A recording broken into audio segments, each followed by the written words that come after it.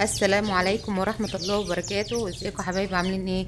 يا رب تكونوا بخير وصحة وسعادة وسلامة ان شاء الله. بفكركم في اول الفيديو ان انتوا تحطوا لايك، بالله عليكم تحطوا لايك دلوقتي حالا وتكملوا الفيديو للاخر. الفيديو ان شاء الله مفيد وكمان ممتع في وسط اجواء ريفية، ان شاء الله يعجبكم الفيديو. بس اهم حاجة حطوا لي لايك، لان بتنسوا اللايك في اخر الفيديو بعد المشاهدة والفيديو مش بيتشاف، فانا بتعب في الفيديو. سيبكم من ان انا كده كده بشتغل، ولكن تصوير، مونتاج، تنزيل الفيديو، كل ده متعب جدا لينا. وكمان احنا ده شغل، يعني اللي انا بعمله ده شغل، فممكن تكونوا انتوا سبب في رزقي، وربنا يرزقنا ويرزقكم جميعا ويوسع علينا وعليكم يا رب، اللهم امين. وبحبكم في الله، وربنا يديمكم نعمة في حياتي يا رب، اللهم امين. بصوا الفيديو النهارده بقى وانا بحلب الجاموسه كده وبحننها وهحلبها معاكم ان شاء الله. وكمان هوريكم مقطع حلو قوي في اخر الفيديو، يا رب يعجبكم. ولو عجبكم قولوا لي في الكومنتات وانزل لكم فيديو كامل للمقطع ده. تمام؟ صلوا على النبي كده في الكومنتات، اللهم صل وسلم وزد وبارك على افضل خلق سيدنا محمد وعلى اله وصحبه وسلم تسليما كثيرا. بصوا بقى، سألتوني في الكومنتات بيع اللبن ولا تصنيعه احسن، يعني اني اكسب لينا. وسألتوني كمان بتعرفي ان البقرة عشر ازاي، يعني ان هي خلاص ايه بقى فيها العشر، فاهميني؟ اللهم صل على النبي. اقدر اجاوب على السؤالين دول النهارده في الفيديو لو الفيديو ما خلص ان شاء الله يعني. لا، حتى لو جاوبنا على سؤال المرة دي والسؤال المرة الجاية في فيديو تاني مفيش اي مشكلة خالص. تابعوني انتوا بس، وكل اللي هتسألوني عليه هجاوب لكم عليه في الفيديوهات اللي جاية ان شاء الله. طبعا يا حبايبي، اللي تصنيع اللبن ولا بيعه احسن، هو كل واحد وظروفه، فاهمين ازاي؟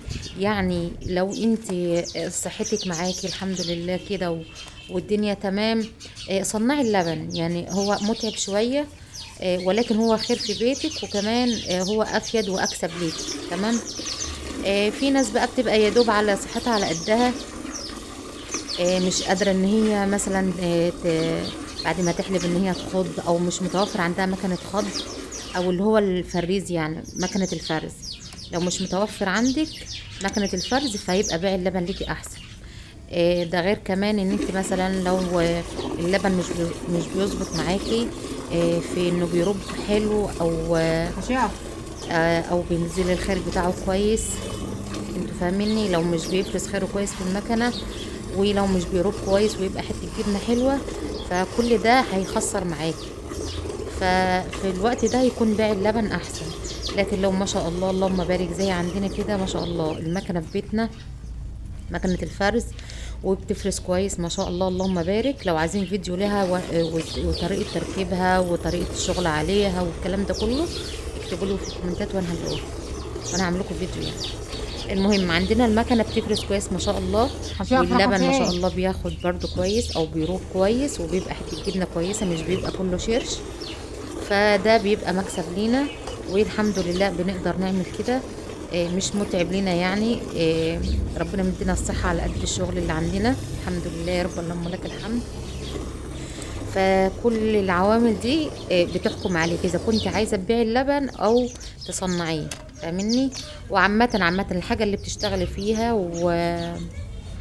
وبتتعبي فيها ربنا بيرزقك منها، فاهمني؟ الارزاق على الله، والحاجة اللي بتتعبي فيها ربنا بيرزقك منها.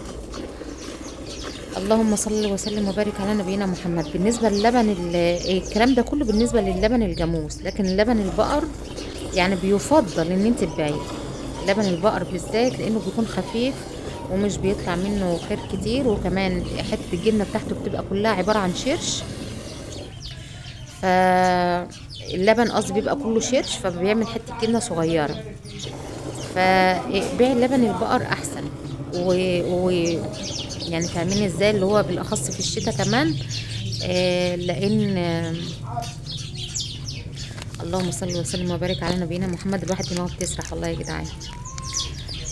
في الشتاء لان لبن البقر مش بيروب حلو. لبن البقر في الشتاء مش بيروب حلو، بتلاقيه كله ميه كده وبينزل كله من الحصيره والحال بيبقى مايل. انا مجربه ده كله وبقول لكم على المختصر المفيد. تمام؟ اللهم صل وسلم وبارك على نبينا محمد. ده السؤال بالنسبه لتصنيع اللبن ولا بيعه احسن. اللهم صل على النبي. سألتوني ازاي بتعرفي ان البقرة خدت العشر. طبعا البقر بيصرف كل 21 يوم. تمام. طيب هي البقرة لما يعدي 21 يوم وما تصرفش، يبقى دي أول بشارة إن البقرة عشر. تمام. طيب عايزين تتأكدوا أكتر.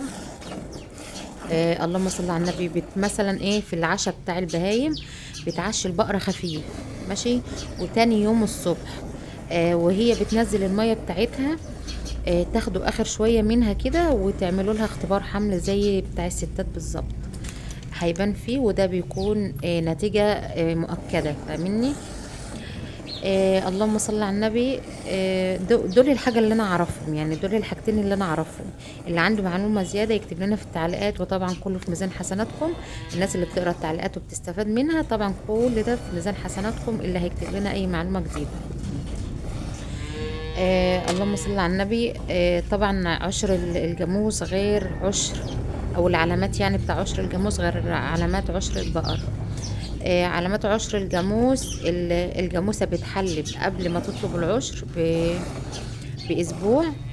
لا مش بأسبوع، يعني ممكن 3 أيام، من 3 أيام لأسبوع. وكذلك برضو بعد ما بتلقحيها مثلا آه، بت آه، بعدها ب3 أيام بتبدأ تحلب تاني. تمام. بتبدأ تحلب تاني، يبقى كده ما شاء الله بتثبت العشر عندها. ده بالنسبة للجاموس وبالنسبة للبقر. أتمنى أكون قلت المفيد، المختصر المفيد. وزي ما قلت لكم اللي عنده معلومة يزيدها عندنا في الكومنتات، ولكم جزيل الشكر.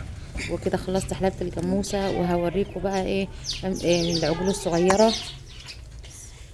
طبعا بس اعلفها برضو هي كمان، واحط لها ميه تشرب.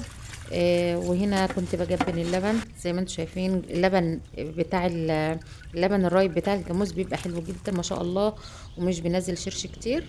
علقت الحصارة طبعا ورجعت هدلق الشرش والم مواعيني واتكل على الله، ويبقى ده ايه الروتين بتاع العصرية. وكذلك بنعمل كده الصبح برضو، يعني الصبح والمغرب او العصرية بيكونوا زي بعض.